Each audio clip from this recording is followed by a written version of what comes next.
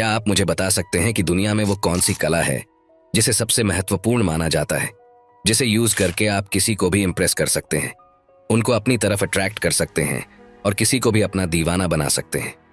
वो कला है लोगों से व्यवहार करने की कला, means how to deal with people. और इसी लोक व्यवहार में माहिर बनने के लिए लगातार 15 साल रिसर्च करने के बाद डेल कार्नेगी ने how to win friends and influence people यह किताब लिखी है। यह आज तक वर्ल्ड की लगातार बेस्ट सेलर पुस्तक बनी हुई है। इस पुस्तक को हल्के में लेने की गलती मत करना। यह किताब किसी के भी जीवन को बदल सकती है और आपकी वैल्यू इंक्रीज कर सकती है। आप दोस्त बनाने और उन पर प्रभाव जमाने की कला में माहिर हो जाएंगे। लोगों को हैंडल करने की फंडामेंटल टेक्निक्स सीख जाएंगे। लोग आपको पसंद करने लगेंगे, आपकी बात मानने लगेंगे और आपकी वैल्यू करने लगेंगे। इसके साथ ही इस पुस्तक के द्वारा आप सीखेंगे कि लोगों से काम कैसे कराया जाए, कैसे नायक बनकर लोगों में द्वेष पैदा किए बिना उन्हें बदला जाए और उन्हें जल्दी दोस्त बनाया जाए। इस पुस्तक में दिए गए पॉइंट्स को जानकर और उन पर अमल कर आप किसी को भी चुटकियों में अपना दीवाना बना सकते हैं। तो इन सारे पॉइंट्स को ध्यान से अंत तक देखना और एक भी पॉइंट मिस मत करना। तो चलिए शुरू करते हैं। पॉइंट नंबर 1, ईमानदारी और सच्चाई से तारीफ कीजिए। एंड्रयू कार्नेगी ने हर साल $1 मिलियन या हर दिन 3000 से ज्यादा डॉलर अपने मैनेजर चार्ल्स श्वाब को सैलरी के रूप में दिया। क्यों? क्योंकि श्वाब एक जीनियस थे? नहीं, क्योंकि वे स्टील के निर्माण के बारे में बाकी लोगों से ज्यादा जानते थे। बिल्कुल नहीं। चार्ल्स श्वाब ने खुद कहा था कि उनके नीचे काम करने वाले लोग स्टील के बारे में उनसे कहीं ज्यादा जानते थे। तो फिर चार्ल्स श्वाब को इतनी ज्यादा सैलरी मिलने का कारण क्या था? तो जवाब है उनकी लोगों के साथ सही व्यवहार करने की क्षमता। उनसे पूछा गया कि वे लोगों से कैसा व्यवहार करते हैं। उन्होंने जो रहस्य बताया वह उनके ही शब्दों में यहां बता रहा हूं। वे शब्द जिन्हें तांबे की तख्ती पर खुदवाकर हर घर, स्कूल, दुकान और ऑफिस में टांगा जाना चाहिए। वे शब्द जिन्हें सबको याद करना चाहिए। वे शब्द जिन्हें अपनाने पर आप और हम अपनी जिंदगी बदल सकते हैं। उनके शब्द थे, मेरी क्षमता है कि मैं अपने लोगों में उत्साह और जोश पैदा कर सकता हूं, उनको मोटिवेट कर सकता हूं।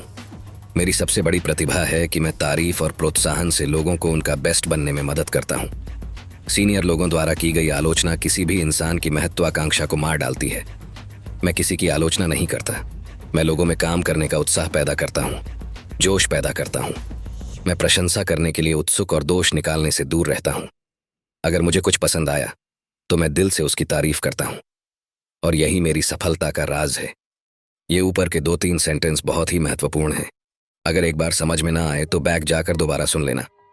ये चार्ल्स श्वाब करते थे, लेकिन औसत लोग क्या करते हैं? ठीक उल्टा। उन्हें कुछ पसंद ना आए तो वे अपने जूनियर पर बरस पड़ते हैं, लेकिन उन्हें कुछ पसंद आए तो चुप रह जाते हैं। इससे एक पुरानी कहावत याद आती है, मैंने एक बार गलती की और बार बार सुनना पड़ा। मैंने 2 बार सही काम किया पर उस बारे में कभी नहीं सुना। अब आपको एक हैरान करने वाला तथ्य बता रहा हूं, ध्यान से सुनना। कुछ वर्ष पहले जब घर से भाग जाने वाली पत्नियों पर एक अध्ययन किया गया तो आपके हिसाब से उनके भाग जाने का सबसे जरूरी कारण क्या पता लगा होगा? क्या वह कारण पैसे की कमी था, विश्वास की कमी था? नहीं, वह था तारीफ का अभाव।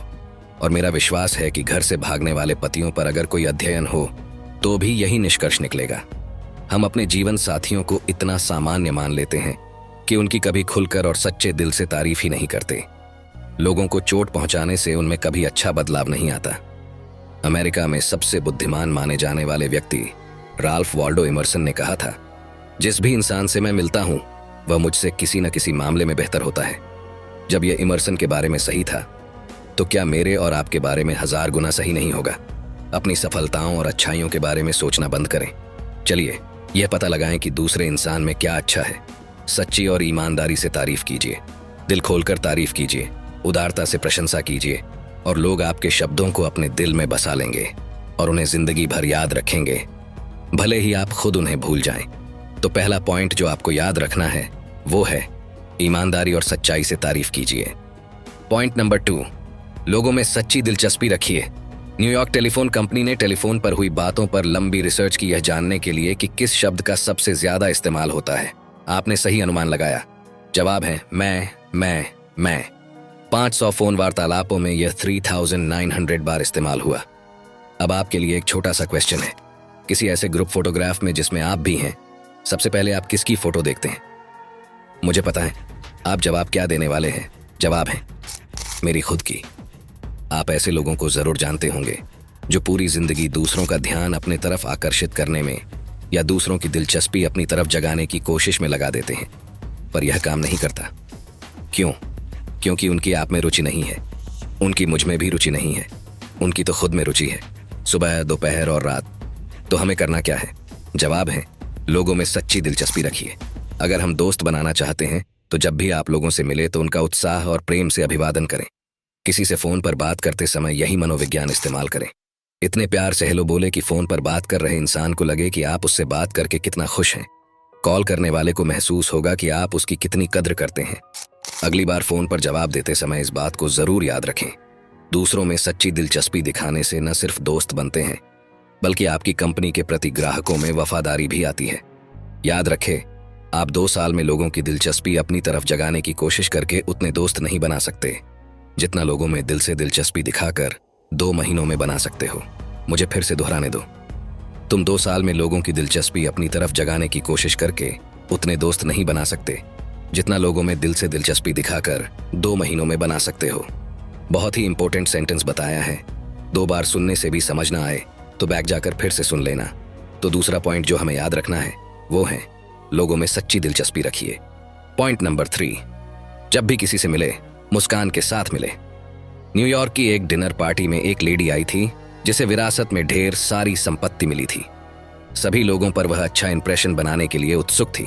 उसने हीरे, मोतियों और आभूषणों पर ढेर सारे पैसे खर्च किए थे, पर उसने अपने चेहरे के लिए कुछ नहीं किया था। क्या उसने अपने चेहरे का मेकअप नहीं किया था? किया था। तो फिर चेहरे पर कमी किस बात की थी?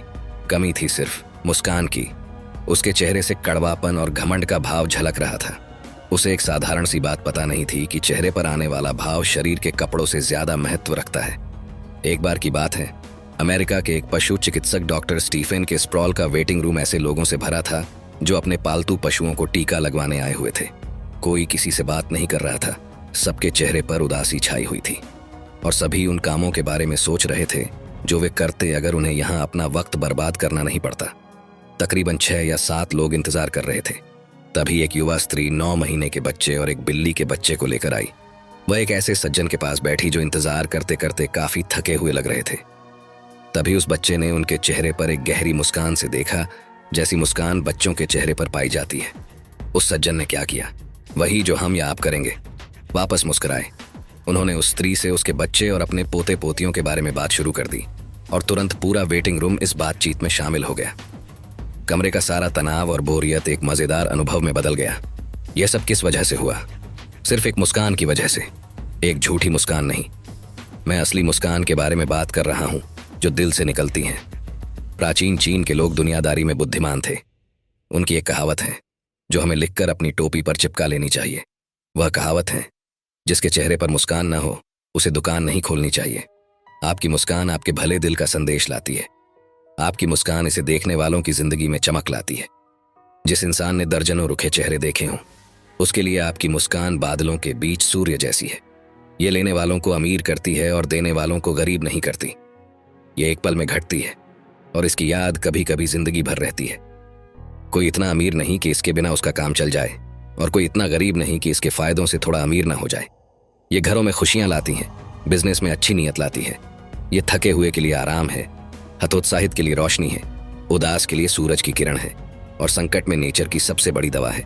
इसे फिर भी खरीदा नहीं जा सकता है, न मांगा जा सकता है, न उधार में दिया जा सकता है और न चुराया जा सकता है। और यह तब तक काम नहीं आती जब तक किसी को दी ना जाए। जी हाँ, मुस्कान। तो पॉइंट नंबर 3 जो आपको याद रखना है वो है, जब भी किसी से मिले मुस्कान के साथ मिले। पॉइंट नंबर 4, दूसरे इंसान की पसंद को समझे। लेखक बताते हैं, मैं अक्सर गर्मियों के दौरान मछलियां पकड़ने जाता था।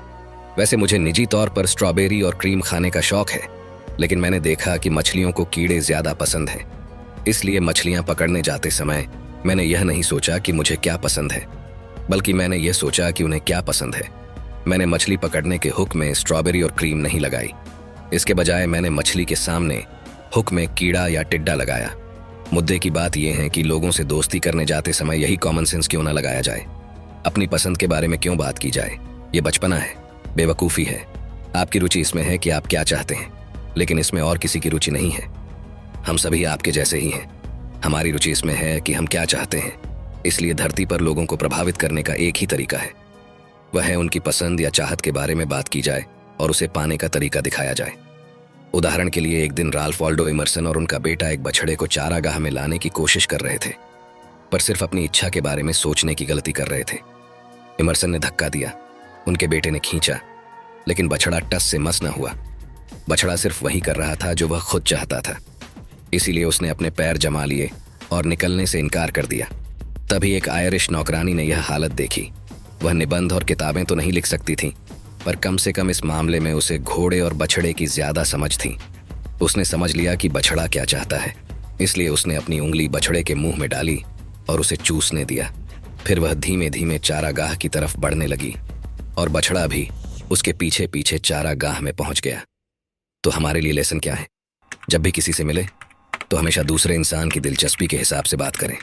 याद रखिए, पहले दूसरे इंसान की पसंद को समझे। जो यह कर सकता है उसके साथ पूरी दुनिया चलती है, और जो यह नहीं कर सकता वह अकेला रह जाता है। तो फोर्थ पॉइंट जो आपको याद रखना है वो है दूसरे इंसान की पसंद को समझे। पॉइंट नंबर 5, लोगों का नाम याद रखें और उनको उनके नाम से बुलाएं। क्या आप मुझे बता सकते हैं कि किसी भी इंसान के लिए दुनिया की सबसे सुरीली आवाज कौन सी है? दिमाग पर जोर देकर सोचिए। मैं आपको 5 सेकंड का समय दे रहा हूं। सोच लिया? किसी भी इंसान के लिए दुनिया की सबसे सुरीली आवाज है उसका खुद का नाम। जी हाँ, उसका खुद का नाम। एक लड़का था जिम फार्ले। उसने अपनी हाई स्कूल की शिक्षा भी पूरी नहीं की थी। उसने कभी हाई स्कूल को अंदर से नहीं देखा। जैसे जैसे वो बड़ा हो गया उसने अपने आप को इतना काबिल बनाया कि 46 साल का होने से पहले उसे 4 कॉलेजों ने डिग्री से सम्मानित किया और वह democratic national committee and postmaster general of the United states का चेयरमैन बन गया। लेखक डेल कार्नेगी ने एक बार जिम फार्ले का इंटरव्यू लिया और उनसे उनकी सफलता का राज पूछा। तब उन्होंने लेखक से पूछा कि मेरे हिसाब से उनकी सफलता का राज क्या है। लेखक ने जवाब दिया, मुझे लगता है आपके पास लोगों के नाम याद रखने की जादुई कला है। आप 10,000 लोगों को उनके नाम से पुकार सकते हैं। जिम फार्ले ने कहा, नहीं, आप गलत हैं। मैं 50,000 लोगों को उनके नाम से बुला सकता हूं। इस बारे में कोई गलती मत कीजिए। अपनी इसी काबिलियत के कारण मिस्टर फार्ले ने फ्रैंकलिन डी रूजवेल्ट को व्हाइट हाउस पहुंचने में मदद की जब वे सन 1932 में फ्रैंकलिन रूजवेल्ट का कैंपेन कर रहे थे। जिम फार्ले ने जिंदगी की शुरुआत में ही जान लिया था कि एक सामान्य इंसान पूरी दुनिया के सभी लोगों के नामों से ज्यादा अपने नाम में रुचि रखता है। आप उस नाम को याद रखकर और उसे बुलाकर उस इंसान को बड़ी बारीकी से इज्जत दे सकते हैं और उसके दिल में एक अलग जगह बना सकते हैं। याद रखिए कि किसी भी इंसान का नाम उसके लिए किसी भी भाषा में सबसे मधुर और सुरीली आवाज है। तो पॉइंट नंबर 5 जो हमें याद रखना है वह है लोगों का नाम याद रखें और उनको उनके नाम से बुलाए। पॉइंट नंबर 6, ऐसा क्या करें कि लोग आपको पसंद करें। एक बार लेखक न्यूयॉर्क पोस्ट ऑफिस में पत्र रजिस्टर करने की लाइन में खड़ा था। मैंने देखा कि क्लर्क अपने काम से बोर हो चुका था। लिफाफों का वजन करना, स्टैंप देना, बदलाव करना, रसीद देना, वही काम जो साल दर साल वह करता आ रहा था। इसलिए मैंने अपने आप से कहा, मैं कुछ ऐसा करूंगा जिससे यह क्लर्क मुझे पसंद करेगा। जाहिर बात है, उसे पसंद आने के लिए मुझे अपने बारे में नहीं, उसके बारे में कुछ अच्छा कहना चाहिए। इसलिए मैंने अपने आप से पूछा, इस इंसान में ऐसा क्या है जिसकी मैं सच्चाई से तारीफ कर सकता हूँ। कई बार इस सवाल का जवाब खोजना मुश्किल होता है, खासकर अजनबियों के मामले में, पर इस मामले में यह आसान था। मैंने ऐसा कुछ देखा जिसकी मैं दिल खोलकर तारीफ कर सकता था। इसलिए जब वह लिफाफे का वजन ले रहा था मैंने उत्साह से कहा, मेरी इच्छा होती है कि मेरे आपके जैसे बाल होते। उसने ऊपर देखा, उसकी आंखों में आश्चर्य और होंठों पर मुस्कान थी। अब तो ये पहले जैसे नहीं रहे, उसने विनम्रता से कहा। मैंने उसे विश्वास दिलाया कि भले ही इनमें पहले वाली बात ना हो, पर यह अब भी बेहतरीन है।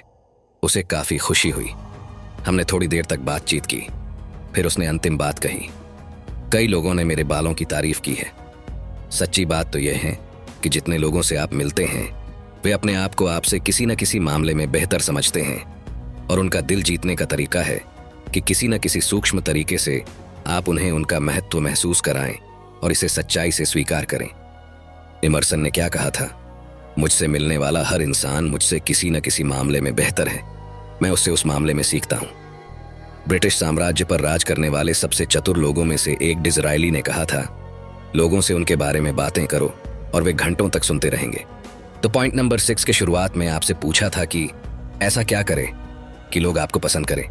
तो जवाब है सामने वाले इंसान को महत्वपूर्ण महसूस कराएं और इसे सच्चाई से करें। पॉइंट नंबर 7, तारीफ सबके सामने करें और गलतियां अकेले में बताएं। एक वाइस प्रेसिडेंट प्रोडक्शन सुपरवाइजर से काफी तीखे सवाल पूछ रहा था।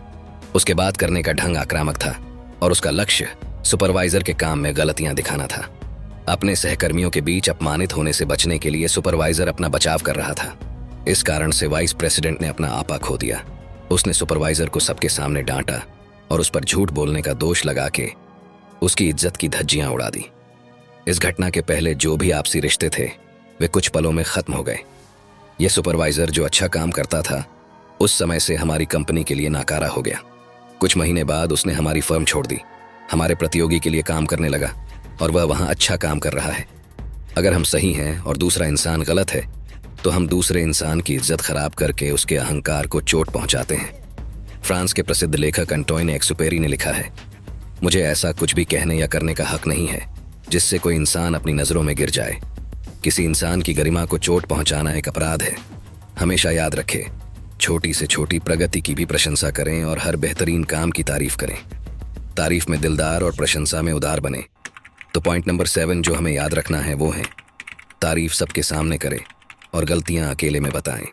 दोस्तों, ये बुक इतनी बढ़िया है कि इसे सिर्फ एक बार पढ़ने से कुछ नहीं होगा, बल्कि इसे बार बार पढ़ा जाना चाहिए ताकि इस बुक का कंटेंट हमारे दिल और दिमाग की गहराई में पहुंच सके। अगर आप इस बुक को पढ़ना और खरीदना चाहते हैं तो उसकी लिंक डिस्क्रिप्शन में मिल जाएगी। दोस्तों, मुझे उम्मीद है ये वीडियो आपको पसंद आया होगा। पसंद आए तो लाइक कर देना और सपने सच होते हैं इस चैनल को सब्सक्राइब जरूर कर लेना, क्योंकि ऐसे ही बुक समरीज हम आपके लिए लाते रहते हैं। वीडियो को शेयर करना ना भूलें। और अंत में एक लास्ट बात, सपने देखते रहिए और सपनों को साकार करने के लिए दिन रात सपनों का पीछा करते रहिए, क्योंकि सपने सच होते हैं।